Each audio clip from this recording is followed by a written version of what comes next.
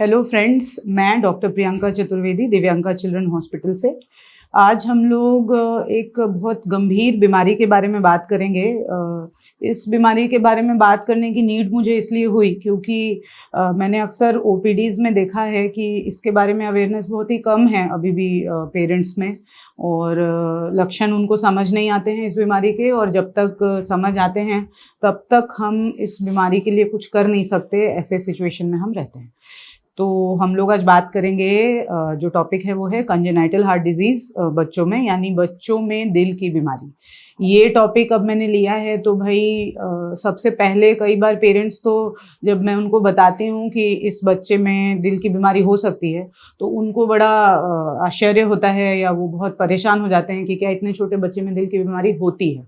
तो हाँ, होती है, और उसी के बारे में आज हम लोग बहुत ही डिटेल्ड वे में चर्चा करेंगे, उसके लक्षण, ताकि पेरेंट्स पहचान सकें आप लोग, और अकॉर्डिंगली उसके बारे में जल्दी से जल्दी आप पीडियाट्रिशियन के पास आकर आगे की सलाह ले सकें।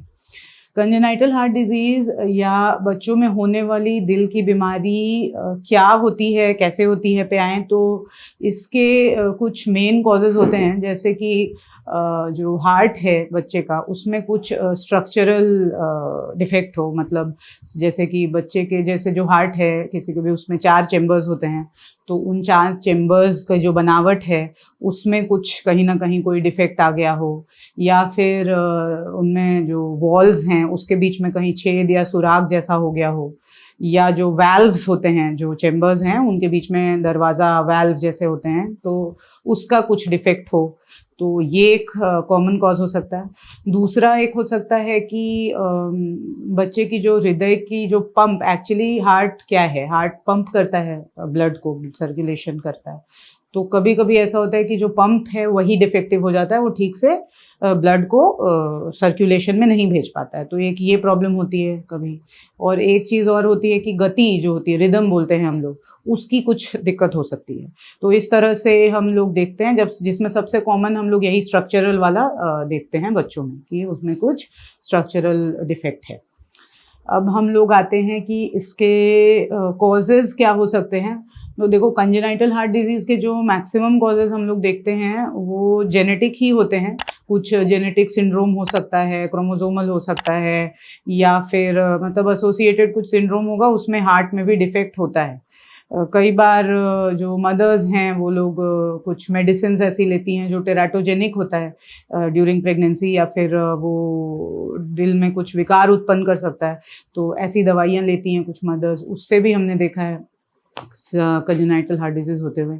एक और हम लोग देखते हैं कि कभी कभी जो है जो मैरिज होता है क्लोज रिलेटिव्स में, कई कम्युनिटीज़ में जो मैरिज होती है उससे ये genetic predisposition to congenital heart disease ये होता है। तो ये कॉजेज़ हैं। अब इसके हम पहले बात करें लक्षण, है ना, जिससे पेरेंट्स भी समझ पाएँ कि क्या लक्षण हैं, उसके बारे में जानेंगे।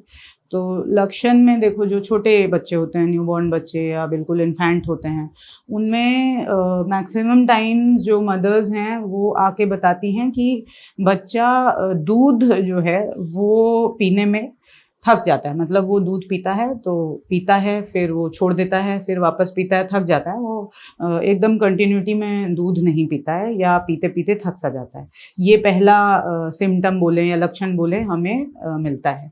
दूसरा कि दूध पीते समय बच्चे को ज़रूरत से ज़्यादा पसीना आता है, मतलब बहुत ज़्यादा भीग जाता है, एफर्ट, ऐसा लगता है कि बहुत ज़्यादा उसको एफर्ट लगाना पड़ रहा है, पसीना आता है, और वो बहुत दूध पीते समय या कुछ भी ऐसे हम लोग देखते हैं। एक तो ये है। तीसरा हम ये देखते हैं कई बार कि बच्चा जो है वो उसका वजन, है ना, पेरेंट्स कई बार बताते हैं, या हम लोग भी कई बार देखते हैं जब ग्रोथ चार्ट में हम लोग चार्ट करते हैं तो देखते हैं कि एज अप्रोप्रिएट वेट जो है वो बच्चे का नहीं चल रहा होता है, मतलब जितना वजन होना चाहिए उससे कम चल रहा होता है। जो समटाइम्स की हम लोग देखते हैं कि 5th सेंटाइल से भी लो चल रहा है बच्चे का वजन, जबकि दूध वगैरह वो सब पी रहा है लेकिन उसका वजन बढ़ नहीं रहा है। तो एक ये लक्षण हम देखते हैं। इस तरह में हम सोच सकते हैं कि बच्चे को दिल की बीमारी हो सकती है। एक चीज़ जो हम देखते हैं वो ये है कि नीला पड़ जाना, मतलब बच्चा नीला सा दिखता है, या तो जन्म के समय से ही दिख सकता है, या कभी जब बीमारी सीवियर नहीं होती है तो आगे चल के भी बच्चा जो है वो नीला पड़ा हुआ दिखाई देता है। ये सिम्टम थोड़ा सा ऐसे नहीं पता चलता कई बार पेरेंट्स को, तो वो कभी ये ज़रूर नोटिस कर सकते हैं कि जब बच्चा रोता है या चिल्लाता है या कुछ वो ऐसा कोई बहुत स्ट्रेस ये में होता है तो वो नीला पड़ जाता है। वो आके बताते हैं कि रोते समय बच्चा जो है काला नीला ऐसा उनको दिखाई देता है। तो एक तो ये सिम्टम हमको दिखाई दिया। और सांस की गति भी कई बार लेके आते हैं कि बच्चे की जो सांस की गति है वो बहुत तेज़ चलती है दूध पीने में, या नॉर्मली भी बच्चा जो है नॉर्मल जैसे सांस लेनी चाहिए उससे पेरेंट्स को समझ में आता है कि उससे ज़्यादा तेज़ सांस ले रहा है। तो ये तो हुई छोटे बच्चे की बिल्कुल न्यूबॉर्न या ऐसी बात। बड़े बच्चों में सिम्टम्स में क्या होता है कि उसके जो एज के बाकी बच्चे हैं उनके कंपैरिजन में बच्चा जल्दी थक सा जाता है, मतलब वो बिल्कुल थोड़ा सा खेलेगा थक जाएगा, बैठ जाएगा, है ना, उसके पैरों में दर्द की बहुत शिकायत करेगा। तो पेरेंट्स बोलेंगे कि नॉर्मली जो इसके उम्र के बच्चे हैं उनसे बहुत जल्दी ज़्यादा ये थक सा जाता है बच्चा।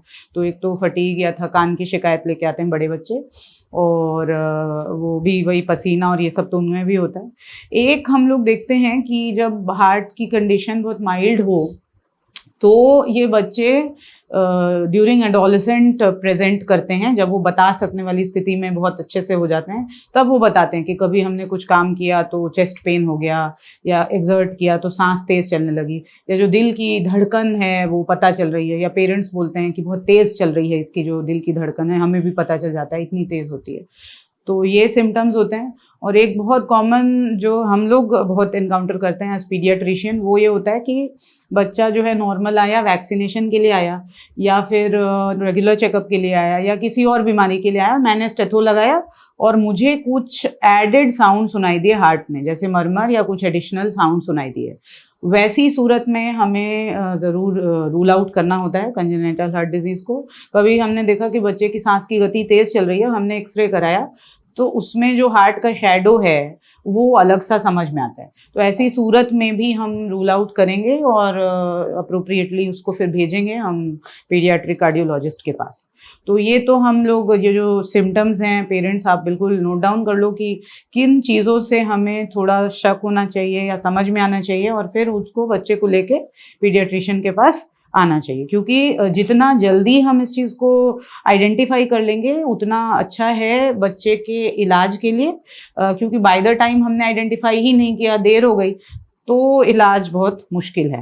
क्योंकि पेरेंट्स देखो, ये नहीं है कि होता नहीं है, 1000 में से 6 से 8 बच्चों को कंजेनाइटल हार्ट डिजीज़ होती है, और उन 6 से 8% जो बच्चे होते हैं हमने देखा 1000 में, उनमें से 50% जो बच्चे हैं वो 1 साल की उम्र तक भी नहीं पहुंच पाते हैं।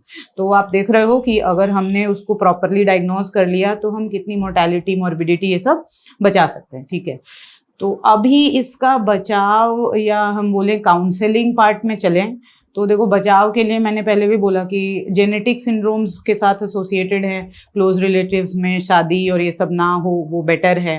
दूसरा, मदर अगर कोई भी मेडिसिन ड्यूरिंग प्रेगनेंसी ले रही है तो वो बिल्कुल अपने गायनेक से, अपने डॉक्टर से कंसल्ट करके ही ले, है ना, सो दैट कि हार्ट पे कुछ विकार उत्पन्न ना हो। कोई एसोसिएटेड बीमारी है मदर को, थायराइड की, अपना डायबिटीज़, अकॉर्डिंगली वो प्रॉपरली मैनेज हो, सो दैट कि बच्चे के हार्ट पर इसका कुछ भी असर ना हो।